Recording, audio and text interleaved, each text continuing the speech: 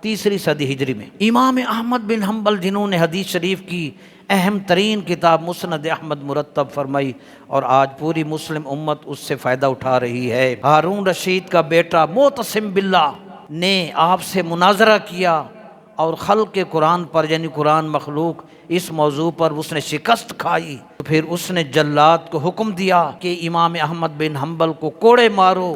ایک جلاد کوڑے مار مار تھک جاتا اور دوسرا کوڑے مارتا، جبکہ اس وقت امام احمد بن حنبل کی عمر 56 سال تھی، مگر آپ یہ سزائیں برداشت کرتے رہے اور صبر و استقامت سے ڈٹے رہے۔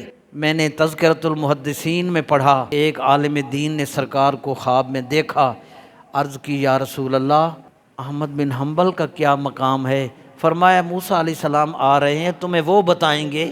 جناب موسیٰ کلیم آئے، اس بزرگ نے پوچھا کہ امام احمد بن حنبل کا کیا مقام ہے؟ فرمایا امام احمد بن حنبل کو دونوں حالتوں میں اللہ نے آزمایا تھا، عیش و عشرت میں بھی آزمایا اور ان کو سختی میں بھی آزمایا، وہ دونوں حالتوں میں ثابت قدم رہے، تو اس لیے ان کو صدیقین کے ساتھ رکھا گیا ہے۔